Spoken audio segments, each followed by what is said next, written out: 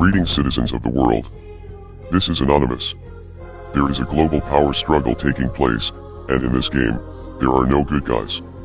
It is no secret that the United States and its NATO allies are intent on world domination. The many aggressive wars being waged around the world are evidence of that. However, the Chinese Communist Party, CCP, the authoritarian regime that rules over China, also has plans of world domination, but they are just better at disguising their conquests as diplomacy. Months ago, before the entire world was forced into lockdown due to a virus that mysteriously originated in China, citizens of Hong Kong staged a massive protest in hopes of gaining independence from the brutal regime. The protesters in Hong Kong attempted to warn the world that the fight was so much bigger than the small island city-state where the demonstrations were focused. One of the most powerful images that emerged from the Hong Kong protest movement showed some graffiti that was scrawled on the inside of a building, warning the world about the agenda of the CCP. The statement read, "Dear world, CCP will infiltrate your government. Chinese enterprises interfere with your political stance. China will harvest your home like Xinjiang. Be aware or be next." Over the years, China has poured billions of dollars into overseas projects, helping to lift the economies of many nations across the globe, including South Africa, Sri Lanka, Malaysia, and many others. The loans gave these countries the economic boost that they needed to become more significant players on the global stage. However, these countries have all seen economic hardships when it came time to pay back the money, because the conditions of the loan are very strict. When China loans money to a country and they are unable to pay, which happens often, the country must then give up a large stake in its economic infrastructure, including ports and trade routes. This strategy of conquest is popularly known as debt trap diplomacy. The regime has also been able to infiltrate powerful Western governments as well, by gaining influence with international corporations.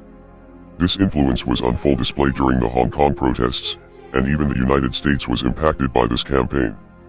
Major sporting leagues in the United States punished its players and its fans for using events as a platform to call for human rights in Hong Kong.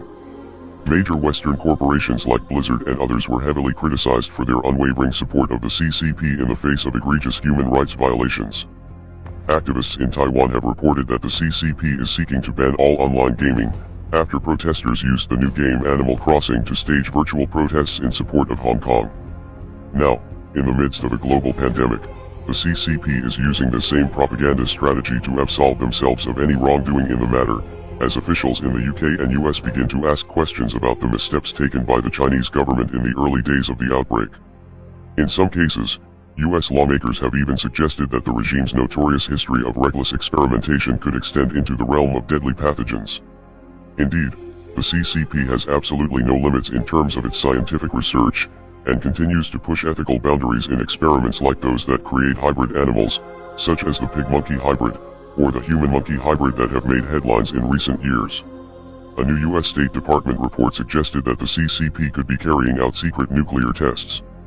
The report went on to express additional concerns about the regime's possible violation of the Biological Weapons Convention, by engaging in biological activities with potential dual-use application.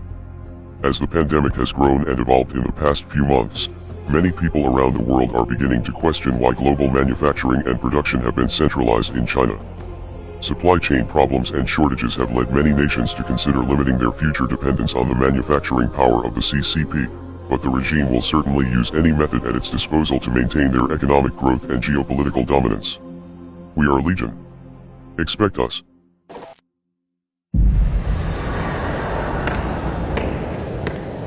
为什么强大的国家都会走向灭亡呢？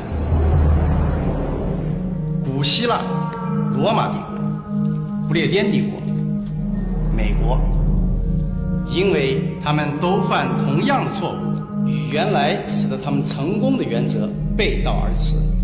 美国政府企图以庞大的开支和税收来摆脱严重的经济衰退，巨额的所谓刺激开支。 庞大的医疗改革，政府接管私有企业，债务累累。当然，我们是他们的大债主。现在他们都得给我们干活。